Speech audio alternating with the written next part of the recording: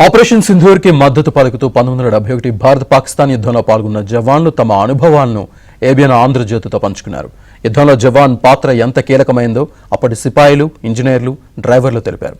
భారతదేశం తలుచుకుంటే 4 గంటల్లో పాకిస్తాన్ మొత్తం భూస్థాపితం అవుతుందంటున్న నాటి జవాన్లతో మా ప్రతినిధి లీలా ఫేస్ టు ఫేస్.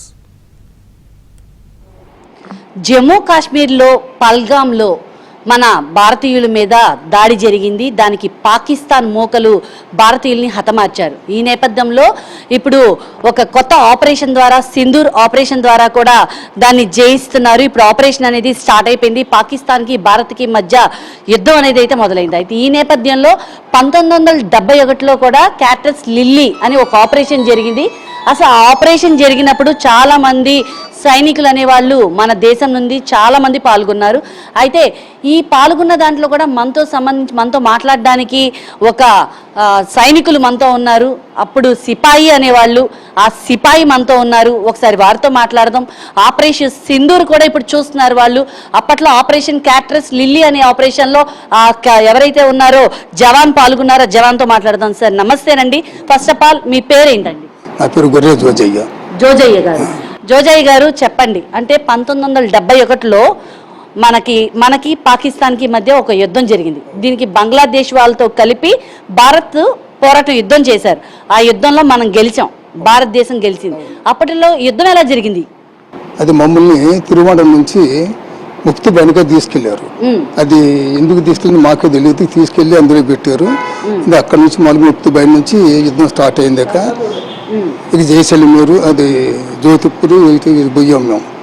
ఇది ఢాకా దాకా పోయి, ఢాకా నుంచి దినాజ్పూర్, ఢాకా ఇవన్నీ చేసుకుంటూ పోయాము.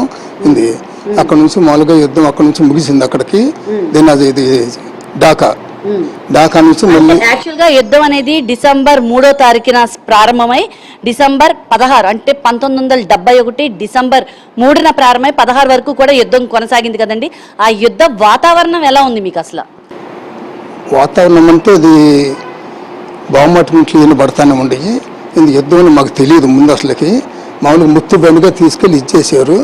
ఇది అక్కడి నుంచి యుద్ధం మొదలైందన్నారు. అక్కడి నుంచి మామూలుగా దినాజ్పూర్ ఇవన్నీ తిరుక్కుంటూ పోయాం. ఊర్లు కూడా మాకు తెలియదు చాలా ఊరికి. ఇది ఆ విధంగా ఢాకా దాకా వెళ్ళామండి. ఢాకాకి వెళ్ళిన తర్వాత యుద్ధం అయిపోయిందన్నారు. అక్కడి నుంచి మళ్ళీ ఈస్ట్ నుంచి వెస్ట్కి వచ్చాం. ఇది ఇక వెస్ట్లో ఇది చేసాము. అక్కడ దగ్గర సంవత్సరం దాకా ఉన్నాం మేము. అంటే యుద్ధంలో ఎలాంటి బాంబులు వాళ్ళు వాడేవాళ్ళు, ఎలాంటి వెపన్స్ వాళ్ళే అన్నీ ఉండి, ఆర్టిలరీ, ఆర్సిఎల్, మామూలు ఇది ప్లైన్ బాంబులు అన్ని పడ్డాయమ్మా. అన్ని మాకు తెలియజేశారు. ఇది ఆర్టిలరీ బాంబులు కూడా ఎక్కువ పడ్డాయి. అంటే మనం భారత్ నుంచి ఎలా వాళ్ళని ఛేదించాం? అంటే భారత ప్రభుత్వం అప్పుడు భారతదేశంలో ఎలాంటి వెపన్స్ వాడేవాళ్ళు, ఎలాంటి అప్డేట్, అప్పుడు ఎలాంటి సాంకేతికత ఉండేది? అక్కడ నుంచి మామూలుగా మన భారతదేశం అయితే బాగా ప్లైన్ బాగుంది, ఇది చేశారు బాగా. ఇది అందుకని చెప్పి చాలా ఊరికి మామూలుగా విమానాలతో మామూలు ప్లైన్ బాంబులు వేసి ఆక్రమించుకున్న చాలా వరకు. ఆర్టిలరీ వేసాము. ఇది ఇక ఆర్టిలరీ సిల్లింగులు, ఆర్సిఎల్ అన్నీ వేసాము. అక్కడ యుద్ధంలో మీరు అవతల పాకిస్తాన్ వాళ్ళని ఎదుర్కొన్నారా? మీరు కూడా ఎదురుకాల్పులు ఏమైనా జరిపారు అప్పట్లో? మేము ట్యాంకులు యూజ్ చేసాం. ట్యాంకులు ఫైరింగ్ అంతా జరిగింది. ఇది అయినా కానీ మేము అప్పుడే పోయి నుంచున్నాము. మా వాళ్ళు ఇది కావాల ట్యాంకులు బంకులు అన్నీ ఉండేవి. మా కంపెనీ మొత్తం ఆడే ఉంది. మేము ఏం చేసామంటే అక్కడ నుంచి చూస్తే ట్యాంకులు వస్తున్నాయి కదా, వెనక తిరిగాము. ఇది అవి బాంబులు వేసుకుంటూ వచ్చినాయి. ఆర్టిలరీ ట్యాంకులు, ఆర్టిలరీ ట్యాంకు బాంబులు అన్నీ పడ్డాయి. ఆ టైంలో మరి పాకిస్తాన్ మీద భారత్ గెలిచింది కదా, గెలిచిన తర్వాత మీరు ఎలాంటి సంబరాలు జరుపుకున్నారు? ఇప్పుడు మేము ఎక్కడికి వచ్చాం తర్వాత, ఇది అయిన తర్వాత మళ్ళీ ఏడకి వచ్చాం కదా, వెస్ట్ పాకిస్తాన్ మళ్ళీ యుద్ధం జరిగింది ఇక్కడ కూడా. అది కూడా ఆడికి వచ్చాము. అక్కడి నుంచి మేము చాలా సంతోషపడ్డాం, అమ్మ గెలిచామని చెప్పి.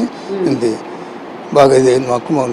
కెమెరా పర్సన్ సాయితో లీలా, ఏబిఎన్ ఆంధ్రజ్యోతి, విజయవాడ సైనిక్ దళ్ యూనిట్ దగ్గర నుండి.